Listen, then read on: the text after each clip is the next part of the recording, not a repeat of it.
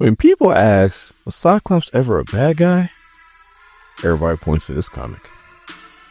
My name is Dorian, this is SCM Comics. We continue our covers of Avengers vs. X-Men with round 12.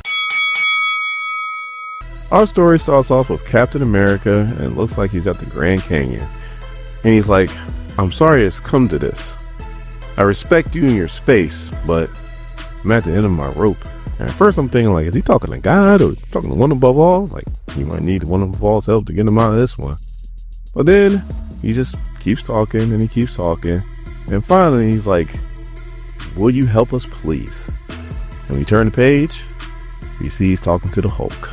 And the Hulk's like, yes, Hulk will smash for you. So then we cut to Wisconsin and we see Rogue standing in the field. And she's like, hello, you know me as Rogue of the X-Men. I come here for asylum. And she starts to explain all the bad things that Emma and Cyclops are doing as the Phoenix. So we want to get away from them, but we also don't want to get thrown in jail either. All of a sudden, a bright light flashes and Professor Xavier appears and he goes, I promise you, Rogue, no harm will come to you.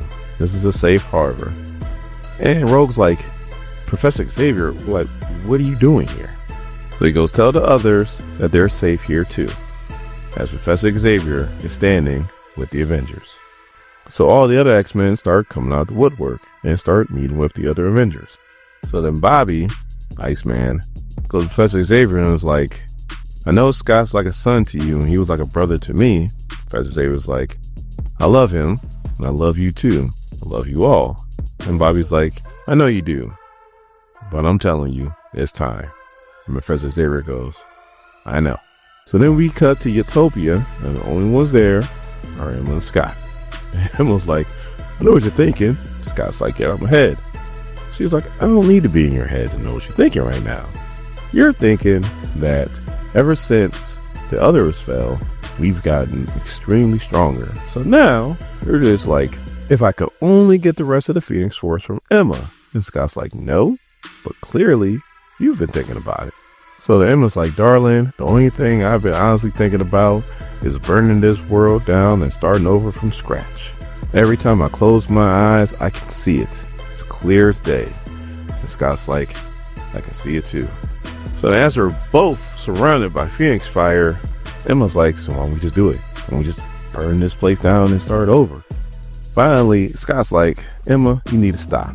And she goes, tell me I'm wrong. He's like, get away. She goes, oh, you want to kill me and burn me?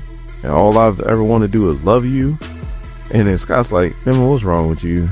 She goes, I don't know. But then Scott goes, wait, do you feel that?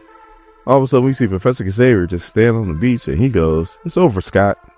I've warned you if you kept going down this path that I will stop you. You need help and I'm here to help you. So obviously this pisses Scott off to the highest level of festivity.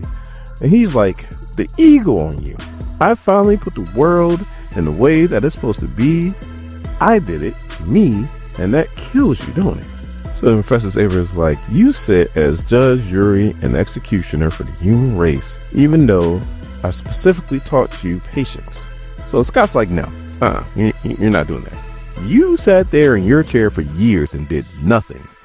And instead of praising me for my bold vision, instead of thanking me for saving our race, you come here and threaten me?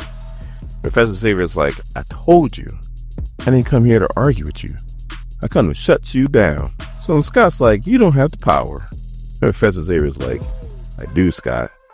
And then Cyclops is like, I can't believe you're going to make me do this. I can't believe you're going to make me force my hand. And he tries to do something and nothing happens. And then he's like, get out of my head. As we see, Doctor Strange has a spell on Scott and all the others are attacking Emma.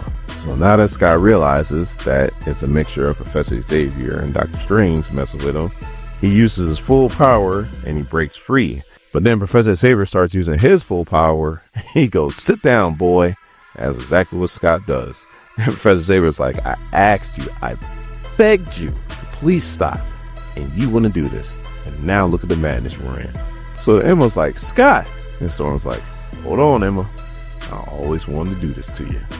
And she calls down so much lightning that you'd have thought Zeus was up there sending them down. So Scott's like, how could you do this to us, Professor Xavier?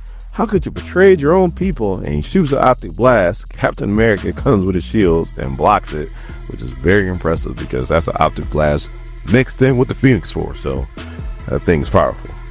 So then Scott's like, you're forcing me to do something I don't want to do, Charles.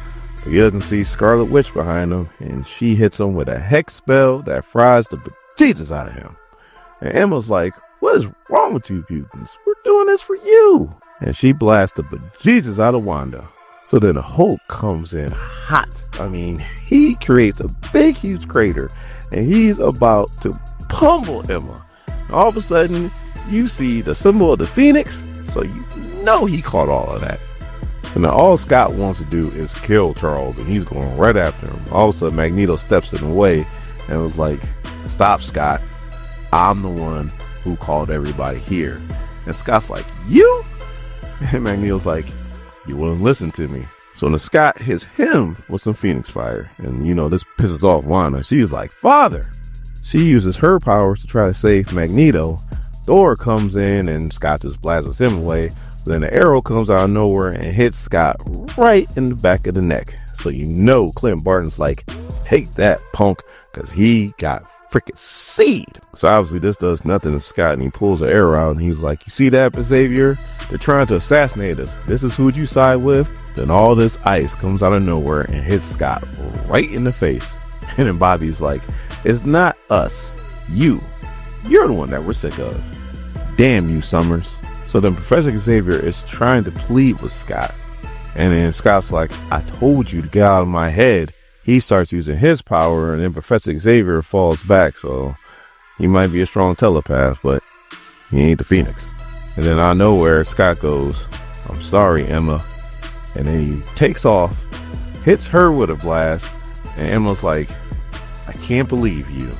As Scott lands hard on her and starts choking the bejesus out of her. Like, if this ain't domestic violence, I don't know what is. So Professor Xavier's like, Scott, look around.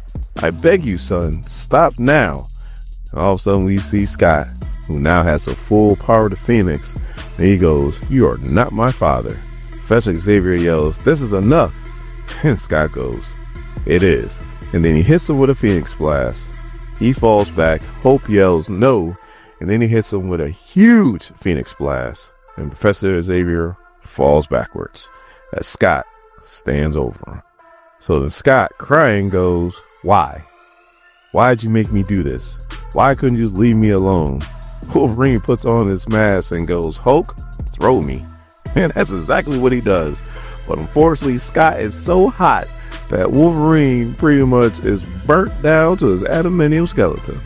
So then Scott's like, this is what Jean felt like. As Emma goes, oh no. And he unleashes the full power of the Phoenix. And Spider-Man is like, what do we do now? Beast is like, this is our worst nightmare. The Dark Phoenix has returned.